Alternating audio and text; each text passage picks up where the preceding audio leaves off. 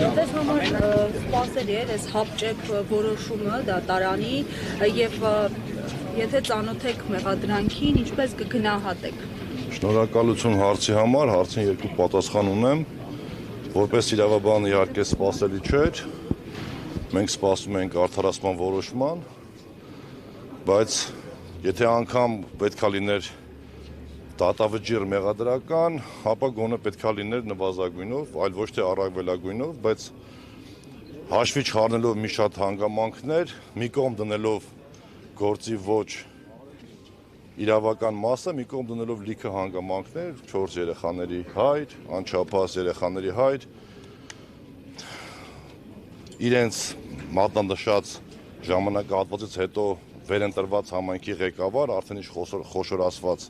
համայնքի ղեկավար, մի շարք հանգամանքներ հաշվի չառնելով նրանք այնպիսի դատավճիռ կարդացին, որով զրկեցին նրան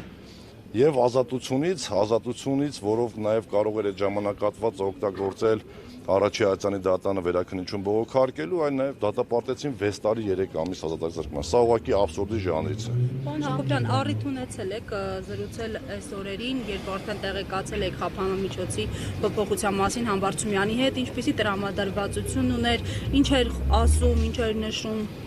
Բնականաբար առիթներ շատ են եղել, բարբերաբար ենք զրուցել, կախված աշխատանքային, նաեւ մեր հետագա նորությունների մասին։ Քմծիծաղով եւ հեգնանքով են նայում դատավճռին, զարմացել էր, որ իրեն ճանաչողները մտածում էին, որ կարող է նա որովիցե մի պահ, մի վայրկյան մտածի, որ կարող է փախնի եւ դիմի փախուստի, եւ նա վստահ է, որ իր պայքարը հասնելու է հաջողության եւ հաղթական տրամադրությամբ գալիս է Հայաստան։ Մարդը գիտակցում է, որ գալիս է Հայաստան եւ ունի դատավճիռ եւ գնալու է նստելու 6 տարի 3 ամիս ժամկետով։ Ինչի հենց 7 տարի անց որոշեցին, որ նա պետք է պատիժ։ Ժողովուրդ, ըստ իս չէ, ըստ յուրաքանչյուր խելամիտ դատողություն ունեցող մարդու հասկանալի է, որ նրան մեկուսացնում են առաջիկա բոլոր ընտրական եւ քաղաքական գործընթացներից։ Համբարձումյան Դավիթը Հայաստանի Հանրապետությունում կարևորագույն ֆիգուր է հանդիսանում, թե համապետական, մի կողմ դնեն վարչապետի թեկնածուի կարգավիճակը, դրա մասին կխոսեն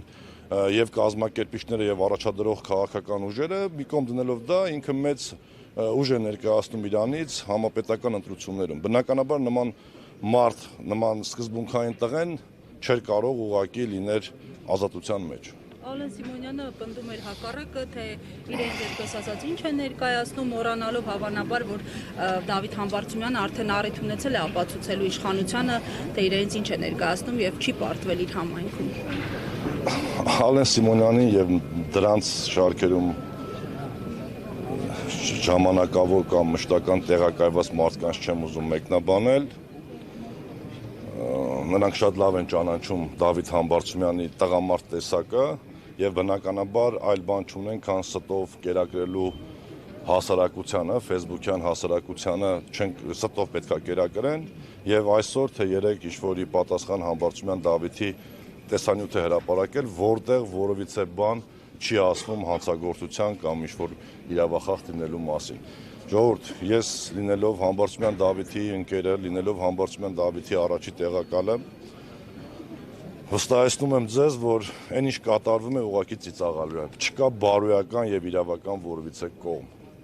Պարոն Սարգսյան, դուք ստանձնեք։ Ես Հակոբյանն եմ։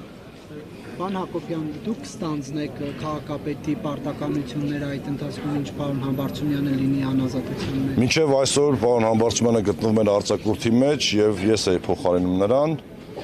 Այսօր լրանում այս վաղվանից նա պետքա ներկայանար աշխատանքի։ Ըստ օրենքի նրա բացակայության ժամանակ փոխարինում է նրան համայնքի ղեկավարին բացակայության ժամանակ փոխարինում է առաջի տեղակալը Մասիս համայնքի պարագայում հանդիսանում եմ ես։ Բայց զարգացումները հաշվի առնելով մենք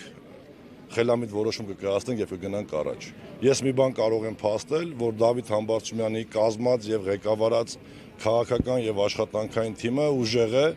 եւ իզորու է իր համայնքի ղեկավարը իր քաղաքական թմի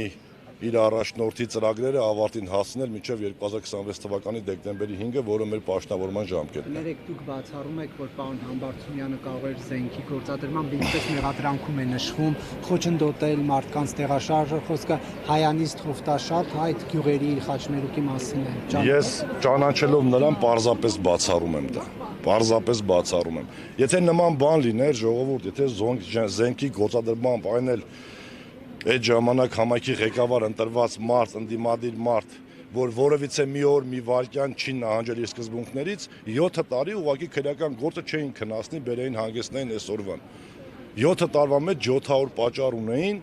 որ այդ զենքի գործադրման հորինվածքը կապեին եւ այս օր ունենայինք, ասենք 5 տարի առաջ, 4 տարի առաջ։ Սա ուղղակի հասավ քաղաքական այն պիկին, որ պետք է Համբարձումյան Դավիթը այլևս որպես քաղաքական ֆիգուր չունենա ազատություն։ Եվ պարոն Հակոբյան, կներեք